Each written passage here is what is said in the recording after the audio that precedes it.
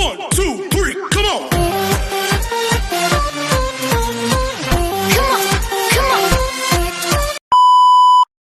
Hello beautiful people! Welcome back to my channel. This is your Mama Sam. Hola mga amigo, amiga, kumare at kumpare. Kamusta kayong lahat? Sana lahat po kayo ay okay at safe ngayong araw na ito. At syempre kung ako naman ang tatanungin nyo, nakikita naman ninyo ang beauty ng Mama Sam ninyo, fresh overload pa rin, di ba? Ganyan talaga kapag umiinom ka ng maraming vitamin C plus kumakain ka ng maraming banana. Dahil sa banana, mas nakakaloka ang ganda ng Mama Sam ninyo. Charot! So, kamusta naman kayong lahat? Sana lahat kayo ay okay na okay ngayong araw ng Sunday. Have a blessed Sunday sa atin lahat ng bonggang-bongga. At hindi lang yan, syempre gusto ko rin magpasalamat sa walang sawang tumatangkilik dito sa Mama Sam Vlog. Araw-araw, lagi-lagi. Maraming salamat po sa pagmamahal at suporta na binibigay ninyo. At hindi lang yan, syempre, sa mga makasolid na, Mama Sam dyan, na laging tumututok dito. Maraming salamat, guys, sa inyong lahat. Kaya naman, ngayong araw na to, my gosh, chichika tayo ng bonggang-bongga kasi katatapos nga lang ng Miss Universe Philippines. Yung iba talaga hindi talaga makamove on. Nakafocus talaga sila dun sa, ay, ang galing nito sa Q&A. Ito dapat ang nanalo. Ano ba? May nanalo na. Move on na. So, ito ay beauty contest. Hindi to quiz bee. Hindi to pagalingan ng sagot. Lahat naman sila ay nakasagot. Lahat sila ay magaling. Lahat sila ay panalo. So, yun. Kaya lang, syempre, isa lang talaga ang ipapadala natin sa Miss Universe. Kaya, ayun. So, si Bea ang ipapadala. At lahat naman ng mga queens, nakita naman natin, di ba? Parang lahat sila happy naman for Bea. Lahat sila ay tinanggap naman nila na hindi sila yung mapapadala. Pero hindi ibig sabihin nun, talo na ang 7. Oo, lahat sila yung mga pumasok sa top 7, job well done. Kaya lang, syempre, isa lang talaga ang winner for the Miss Universe. So, yan. And then, of course, bago ako chumika ng todo-todo, gusto ko muna magpasalamat sa walang sawa tumatangkilik dito sa Mama Sam Vlog at saka, syempre, sa mga basher. Hello sa inyong lahat. Ayun. So, sana lahat kayo ay okay ngayon. And then, of course, syempre, gusto ko rin magpasalamat sa mga bago nating subscribers at saka syempre sa lahat ng Mama Sam dyan na talaga namang laging nakasupport. Kaya naman ngayong araw na to, marami akong atid na chika sa inyo na talaga naman, oh my gosh, magtataas ang kilay ninyo ng bonggang-bongga sa mga pag-uusapan natin ngayon. Kaya guys, wag na nating patagalin ang ating mga chika. Ayan nga. Para sa una natin, chika, ano daw ang masasabi ko sa naging host kagabi ng Miss Universe Philippines? Bongga ba? Well, ang masasabi ko kay Marina ay bongga, magaling, panalo. Nakita naman natin kung paano niya dinala ang kanyang hosting job dito sa Miss Universe Philippines. Job well done. So, wala akong masabi. Nung una, parang sabi ko, ay, walang co-host, ito lang. Pero, nakita naman ninyo kung paano nag-penetrate talaga ng bonggang-bongga ang kanyang galing at nadala niya talaga ang Miss Universe Philippines. Siyempre, hindi naman perfect. May mga nakita din tayo na medyo ayaw natin, katulad na lang halimbawa, yung singer. So, medyo yung mga kanta talaga dito sa Miss Universe Philippines, medyo nakakaloka. Pero, okay na yun. Wala naman tayong magagawa kundi lumaban, di ba? So, yon. So, congratulations syempre sa Miss Universe Philippines sa ipinakita nila sa ating kagabing napakaganda na entablado at saka syempre sa napakagandang resulta at ganap dito sa Miss Universe Philippines. Wala na akong masabi kundi see you again next year. O, diba? Ganun na lang. Huwag na tayo masyado mag-overreact. And then, ayun, excited ako para sa darating na Miss Universe kasi syempre, bongga ang nanalo. So, yan. At para naman sa sumunod na chika, bakit daw hindi daw nanalo ang pinakamagaling sumagot sa Miss Universe katulad daw nung nakaraan taon ay si Gabby, ang isa sa mga pinakamagaling sumagot pero hindi siya nakapag-uwi ng corona ng Miss Universe Philippines. To be honest kasi, 'di ba nagkakaroon nga ng collab ang mga judges, collaboration, 'di ba? So, nagkakaroon ng kumbaga, paghihimay-himay kung sino nga ba yung para dito, kung sino nga ba yung para dito. Kaya nga 7 yun, kasi 7 sila kasi 2 runners-up at 5 yung ire-represent sa iba't ibang klase ng pageant, katulad ng Miss Supranational, Miss Eco, Miss Charm, Miss Cosmo, and Miss Universe. Then, 2 doon ay runners-up. So, 5 corona, so in-announce lang ay Miss Universe Philippines kasi Miss Universe Philippines to. So, ngayon yung iba daw, i-announce very soon, sa 9, kung hindi ako nagkakamali, this coming Saturday. So, abangan natin kung sino nga ba ang magiging Miss Supranational, kung sino nga ba yung ilalaban sa ganito. Dati, pagkatapos ng pageant, na-announce na. Parang feeling ko mas maganda yung ganon. Siguro, binibigyan ng panahon kung i-accept nga ba nila yung corona or hindi. Ganon. So, parang siguro in-offer na sa kanila, tapos inihintay ng organization kung i-accept ba nila or hindi. Ganon. Anyway, ako, para sa akin, ang bawat girls kasi ay talagang may mga katangian. Tapos, ang bawat girls kasi ay sinasabi natin na may kanya-kanyang galing. At yun naman talaga yung nakita ko sa kompetisyon. And then, hindi tulad ng sinabi ko, hindi naman porket na hindi sila nakakuha ng corona, ay hindi na sila panalo, lalo na kung magaling sila sumagot. Panalo pa din yan mga yan. Kasi nga, ipapadala yan sa iba't ibang klase ng pageant. Like example, isa sa mga may tuturing ko magaling sumagot pagdating sa kudaan si Alexi Brooks.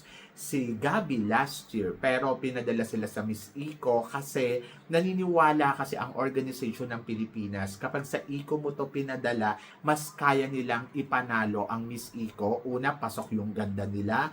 Dahil sa Eco naman, naghahanap sila ng speaker talaga kung sino talaga yung magaling magsalita more than doon sa beauty. So sa madaling salita, mas malaki yung percentage ng Q&A sa Eco International more than sa magfo-focus talaga sa beauty ng kandidata.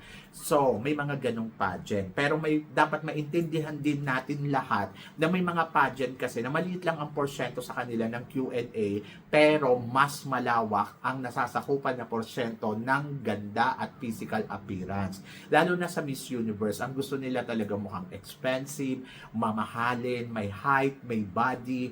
Yung alam mo yon, yung parang ma-display talaga nila ng bonggang-bongga because this is a Miss Universe. Iba ang era ngayon dahil ang era ngayon ng Miss Universe ay iba ang may-ari. So dapat maintindihan natin yon. Hindi to IMG na era, na ang era ng IMG ay they are looking speaker girl. Kaya nakafocus sila doon sa magaling magsalita. Kay Trump era naman, ang gusto niya ay beauty, physical appearance talaga, more than doon sa magaling magsalita. Kasi sinasama niya nga to sa mga event at talagang maraming mga ina-attenan ng mga kung ano-ano pang ano. At itong era nila Kun-an, ganun ang hinahanap nila. Gusto nila ganda. Kasi kung papansinin mo sila Denmark naman, di naman magagaling magsalita eh. Pero kung pag-uusapan natin yung ganda, ayun. Kaya kung dito sa Miss Universe Philippines, Miss Universe siya, so hahanapin nila yung category na meron dito sa Miss Universe. Hindi yung kung ano yung gusto mo at kung ano yung nakikita mo. So sorry to say, magagaling silang kumuda, pero I think physical aspect, lahat ng aspeto, all aspect at tinitignan nila, hindi lang yung galing mong magsalita, kundi yung lahat na pwedeng ipanalo ang Pilipinas sa kompetisyon. Yes, yung iba nagtataas ng kilay, nako hindi naman tayo mananalo sa Miss Universe, but always remember, ang huli kasi nating naging pwesto ay nasa top 5, and then siguro hinahabol nila yon, lalo na sa Puerto Rico, kasi ayun yung doon tayo nagkakatalo-talo eh. Meron tayong pinipilit na kandidata kasi pinapaniwalaan natin na she's a very smart, magaling, lahat nasa kanya. Pero, dapat maintindihan din natin na ang organization ay gustong lumaban sa Miss Universe, not only to represent our country. And then, I think meron silang mga fit-fit na pageant na pwede talaga sila doon. And let's see kung ano to i-announce nila. Ako, to be honest, kung Q&A ang pag-uusapan, I love Bella Ismael, the way kung paano sumagot, very smart. And then, of course, gusto ko din yung sagot ni April Smith na talagang meron din talagang impact. Yeah, totoo naman yung sinasabi ninyo. Pero katulad nga ni Gabby, ay magaling din sumagot noong nakaraang taon, pero dadalhin siya sa Miss Eco International. At kahit kayo, sinasabi ninyo, sana manalo, di ba? So, yun. So, dapat we have to accept yung mga ganong bagay kasi hindi lang naman sila nakafocus talaga sa galing ng pananalita at nakafocus sila doon sa iba pang aspeto. At sana maintindihan natin yung lahat, di ba? So, yun. So, para love, love, love, and chill, chill, chill lang. So ako, sinasabi ko lang to hindi para sinasabi ko to para maintindihan ninyo bakit ganun ang galing magsalita pero bakit laging doon dinadala. Kasi gusto nila ipanalo natin yung laban natin doon. At kung ipapadala mo nga naman yung mahinang magsalita doon, ang hahanapin nila ay magaling magsalita, ay paano tayo mananalo, di ba? So yun lang yon. Anyway, good luck and congratulations sa lahat ng nag-top 7 sa Miss Universe Philippines.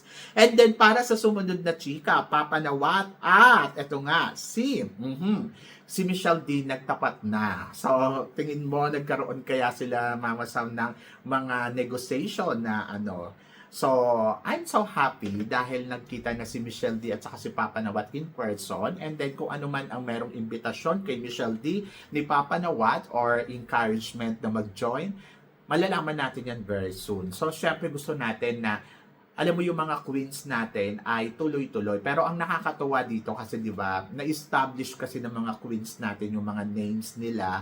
Like example, Michelle D. Michelle D is Michelle D. At hindi yan basta-basta, 'di ba? So 'yon. And then let's see kung anong encouragement ang magpapahingkayat sa kanya para sumali sa MGI All-Stars or sa Miss Grand Philippines. Pero ang tingin nyo, sasali nga ba si Michelle D? Ako ang tingin ko dyan ay hindi yan basta-basta sasali. Basta naniniwala lang ako na pwede naman pero nandoon na depende, di ba? So yon kasi syempre marami silang kinukonsider. Sabi ko nga established kasi yung mga pangalan nila lalo na sa industriyang to. Medyo alam mo yon may mga pinoprotektahan silang mga endorsement, sponsors, mga ganon na hindi pwede basta-basta lang sila sumali sa mga ganong klaseng pageant dahil gusto lang nila, di ba? Or gusto lang natin. So, let's see in the future kung ano ang mangyayari. Kung ito nga ba si Michelle D ay makikita natin sa kampo ni Mr. Nawat very soon. Basta ang importante ay, ayan, so nakita natin na they are okay, di ba? So, yan.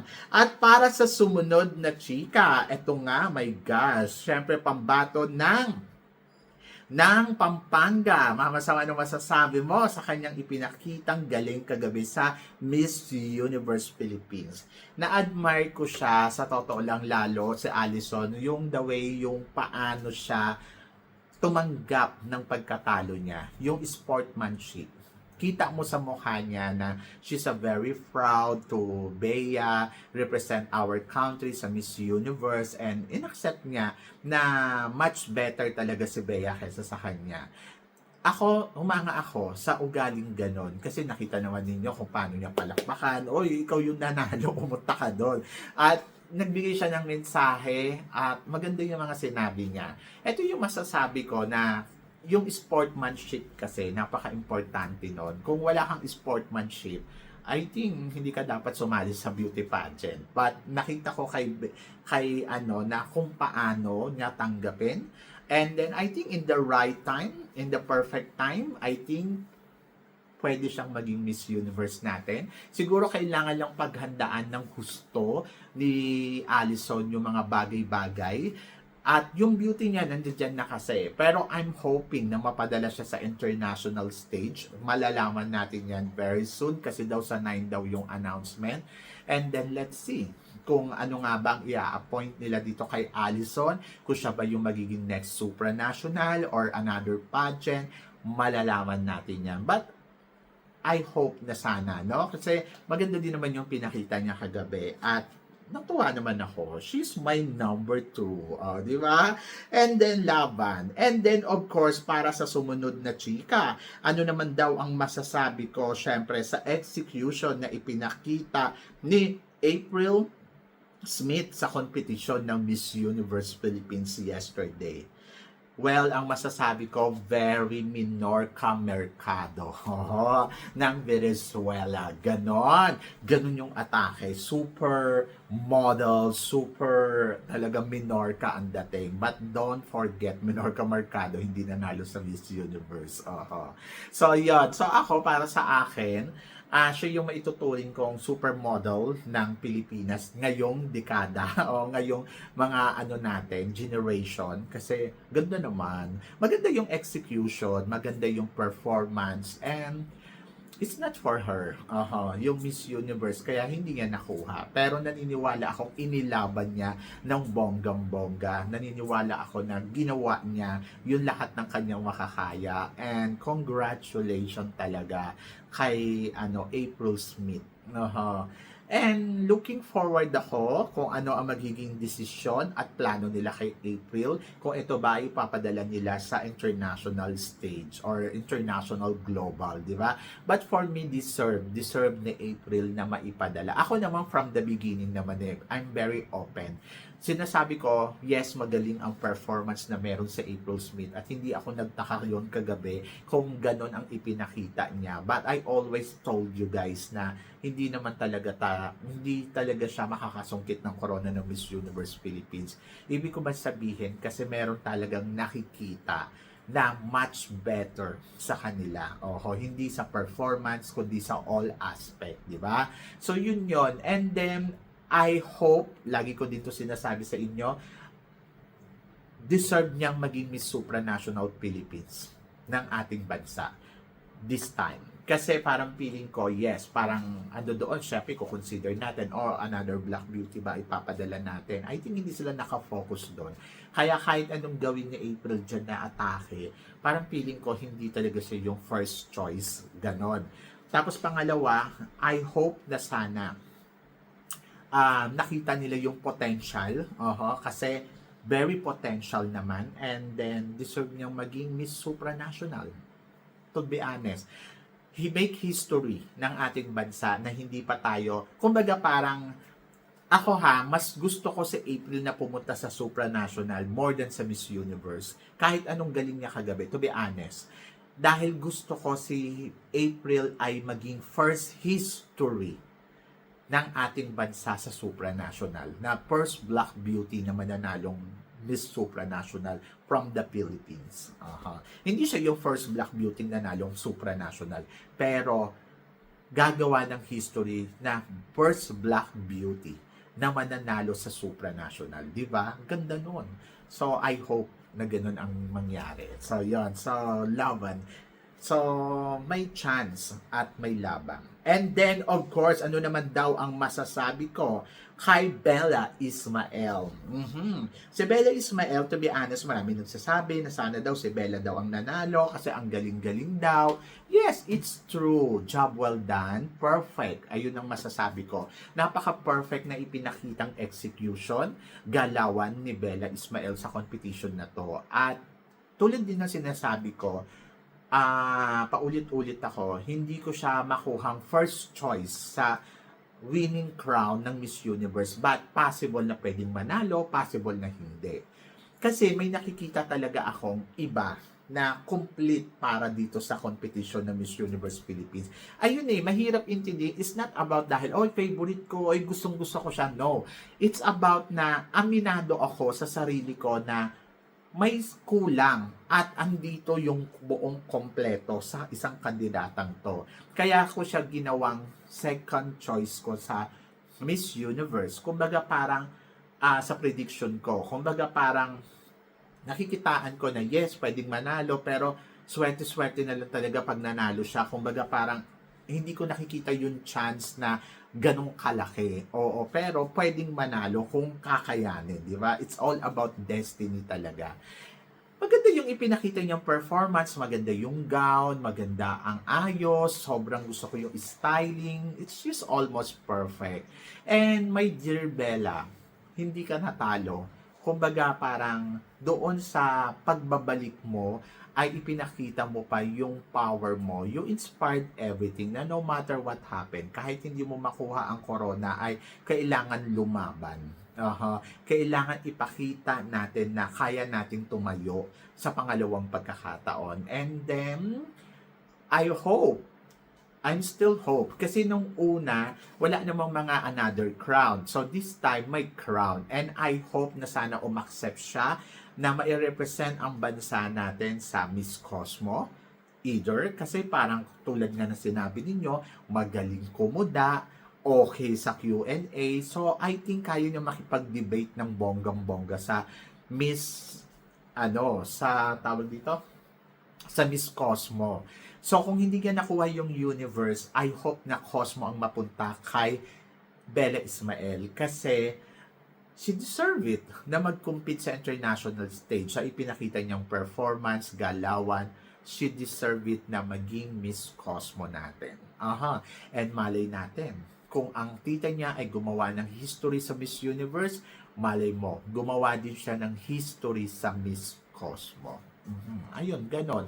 And then, laban. So, yon. But, I think, yes, Cosmo is fit for her. At, let's see. Kasi, di ba, ang Cosmo kailangan may story, kailangan magaling kumuda, ganon. So, malalaman natin yan. So, I'm so excited. So, laban. And then, para sa sumunod nating chika, mga hari, nandirito sa Miss Universe Philippines. So, nagsama-sama nga yung Mr. Supranational 2025. Andito din syempre yung 2024 na Man of the World. At syempre yung 2025 na Mr. International. Anong chika mo dito, Mama Sam? Well, ang chika ko dyan ay ang gagwapo nilang lahat. Di ba? Sobrang panalo, sobrang ang gagwapo, sobrang ang sasarap, sobrang ang yayami. Diyos ko, kung lalaki mo silang tatlo, no, ang winner mo. But still, winner talaga sila sa performance na kung paano sila mag-present. And then, of course, ang gagwapo nila.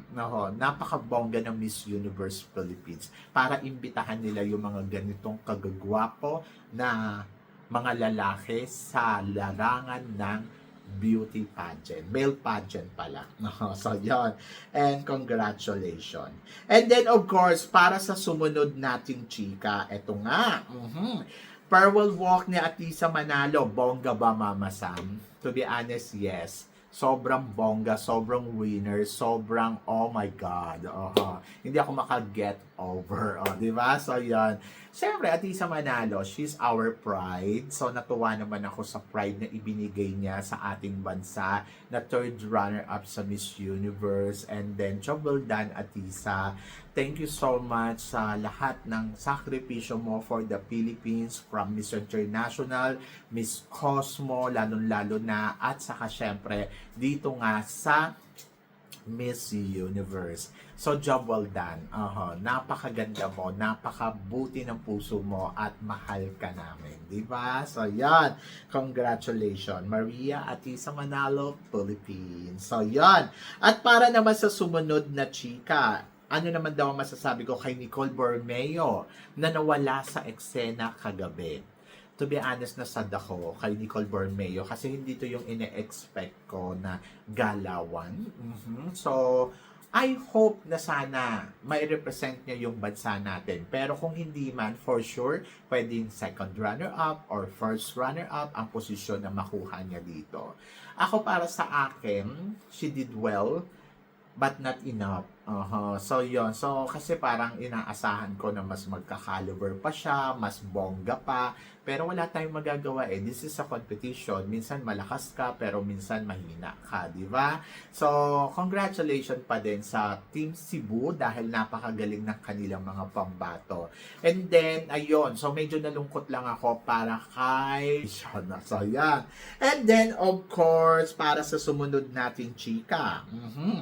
Ano naman daw ang masasabi ko sa bagong winner ng Miss Universe Philippines? So, tingin ko ba kaya bang mag-penetrate sa Miss Universe? Tulad ng mga sinasabi ko sa inyo, kung mananalo si Bea ng Miss Universe, I think kaya niya mag-penetrate ng top 5 or crown. Yes, ayun ang patutunguhan niya. Kung hindi yan magta-top 5, top 3, or first runner-up, I think Corona.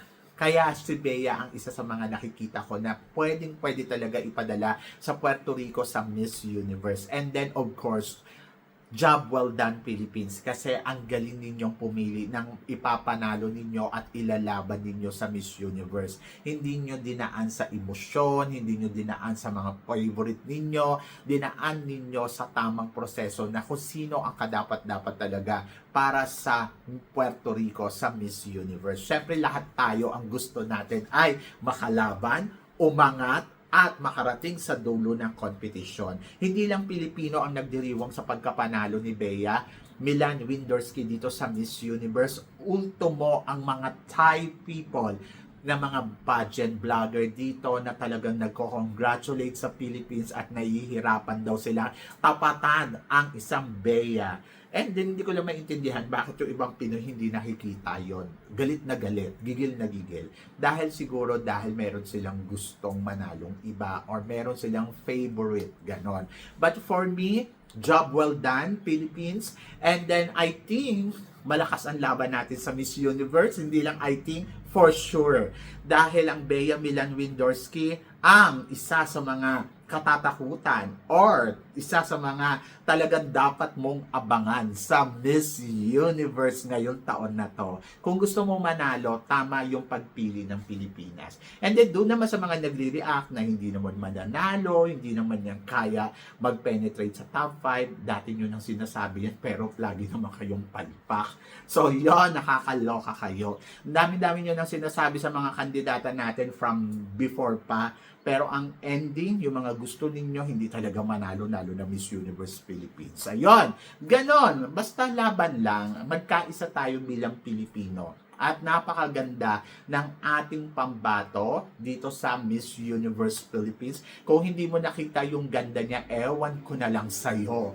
Ano bang merong mata na meron ka? So yan, basta naniniwala ako na ang Pilipinas ay mag-shine like a diamond star pagdating sa Miss Universe, sa ayaw at sa gusto mo. So, yon. So, kayo guys, ano guys ang masasabi ninyo dito sa mga pinag-uusapan natin ngayon?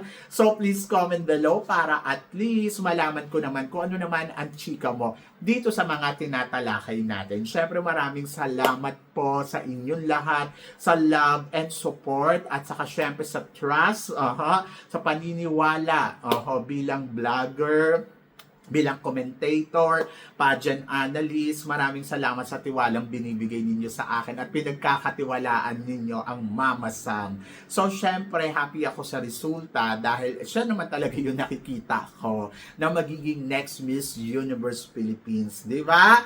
Nakikita natin, hindi lang ako, natin. O, di ba? So, yon. Kaya mabuhay ang Pilipinas, mabuhay tayong lahat, at maraming salamat po. So, please comment below para at least malaman ko naman kung ano naman ang chika mo dito sa mga pinag-uusapan natin ngayon. Syempre, maraming salamat. Hanggang dito na lang. Sabi ng ganon, always keep smiling and laban lang. So guys, hanggang sa muli nating chikahan. See you tomorrow. Thank you guys.